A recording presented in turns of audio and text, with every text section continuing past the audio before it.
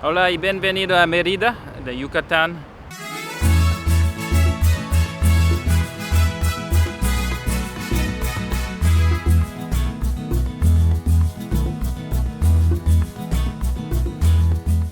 Estamos aquí en el frente del monumento que se llama Patria.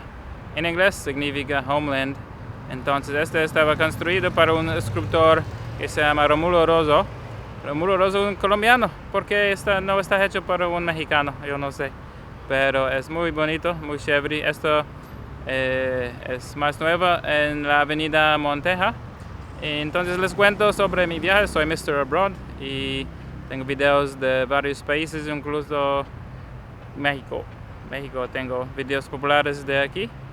Y Merida, si estás viajero solo, debes visitar Merida porque Merida es muy chévere, mejor que Quintana Roo y es muy tranquilo, muy seguro. Dicen que es más seguro en todo el México.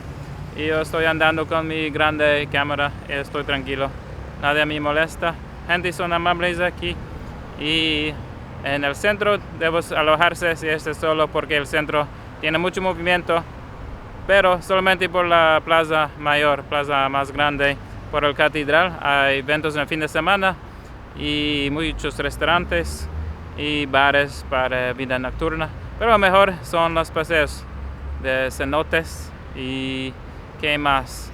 Es una ciudad tranquila, debes visitar aquí porque hay muchos extranjeros también que viven aquí. Pero parece muy auténtico, no parece como Playa del Carmen, no parece como Cancún con muchos turistas, que no es auténtico como México, tienen buena comida y no es muy caro, es como los otros lados de México.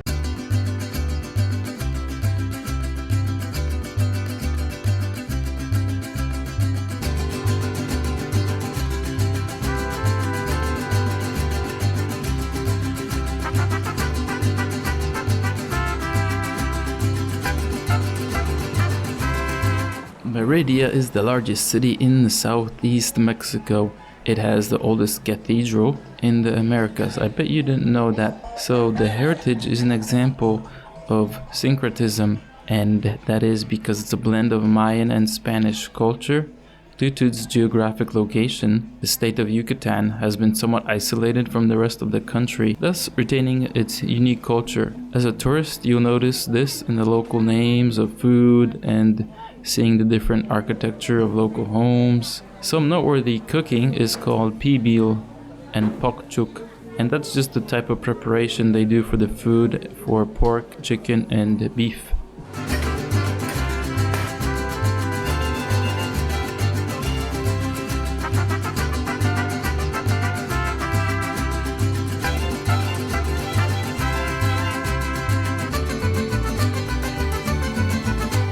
I seldomly heard about Merida during my prior travels in Mexico. My initial reaction was, why go there when you already have Quintana Roo's beautiful coast? Well, there's certainly more to Mexico's southeast region. Is it more or less popular? What's the difference when you can live in Mexico City, which has almost everything? In the south you have Chiapas and Oaxaca. I hear about them more often from tourists, but I don't like listening to other tourist advice. I live my life differently. The good thing is that even though Merida is very touristic, their salesmen are not as pushy as those in Playa del Carmen and Cancun. I get irritated from those in Playa del Carmen being impolite and price gouging you. They are definitely used to dollars. They don't care about having a casual conversation and expect tips for zero work. Like, I bought a ticket from Cancun to Merida, and when boarding the bus, the driver asked for a tip. A tip for doing what, man? The weather in Mexico is hot most places, but especially more so in the southeast. I was skeptical at first because, honestly, I didn't hear anything interesting about Merida besides the place for retirees. What else should I expect? Vibrant nightlife, amusement parks, healthy food, fresh tacos. But that's not all there. The city is spread out and it's better to have a car in Merida. You'll feel isolated if you just stick to one neighborhood. It's difficult to tell for first-timers visiting Mexico that is different, but you really have to know other regions to recognize the differences of the Yucatan. I bet you didn't know the first Korean migrants settled in Merida in 1905.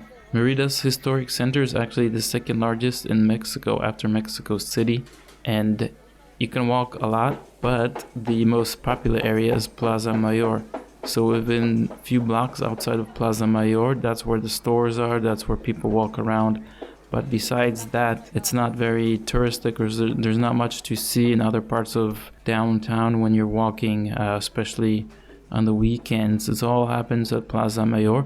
There's some other plazas, but they don't have as much going on except some restaurants and food.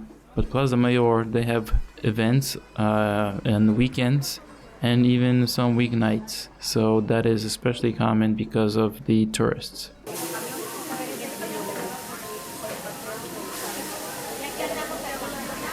Even though the Yucatan has many cenotes, it's known for mainly flat topography, which is just 9 meters above sea level.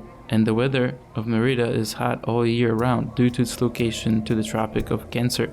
Its annual average temperature is 92 Fahrenheit or 33 Celsius. In the north of the city, you'll find the more affluent areas, which has shopping malls and some nightclubs and other restaurants that are outside of downtown. But in the south, that's where you have the more densely populated area.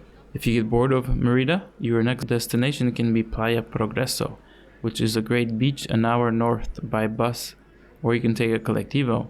Valladolid, which has a concentration of cenotes, as well as having chicha itza nearby. Alternatively, you can take taxi vans called colectivos. You can find them on the map by typing colectivo and the town name. There's a bunch of them that'll pop up in the downtown of Merida. My first impression was that indeed it was hot and many places downtown appeared abandoned, but actually it was a Sunday. Not the most active day, and locals hide from the heat. It's the north part of town that's more modern. Go there. The main takeaway is the safety. You don't see a homelessness problem downtown as you do in other cities. Most people drive if you walk outside of downtown, and the nighttime doesn't seem sketchy. Most people would mind their own business, and shop owners will be kind if you speak Spanish or English. Just remember that the Southeast Mexico is more expensive than other regions.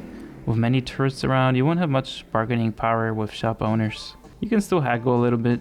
Visiting Merida of the Yucatan is a great way to immerse yourself in the history of the culture and its of this unique region. Walking its cobblestone streets, colonial architecture, and seeing the ancient ruins. Merida is a city of Mayan history. Take a walking tour of the city to learn about the oldest churches and architecture in all of Mexico. From here, you can access the adjacent regions such as Uxmal, Playa Progreso, Valladolid, and Chichen Itza to experience even more about Mayan civilization that once dominated this part of the world. For me, the biggest takeaway was the abundant access to those places and the safety and just the overall chill vibe. So to conclude about Merida, if you're a solo traveler, it's a good place to go for relaxing and chill times. There's some nightlife, but it's not that big and it's not that crazy, but it's still very safe for that area of Mexico. So you'll have an interesting time. You can spend a few days there.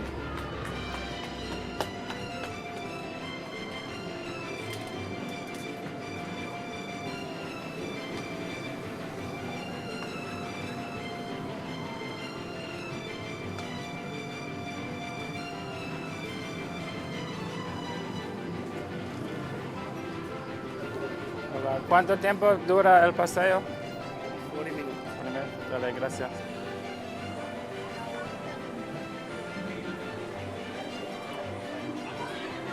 A day of exploring the ancient ruins, relaxing in downtown square, people watching, dancing salsa, and listening to live music. Those are the common things you can do there.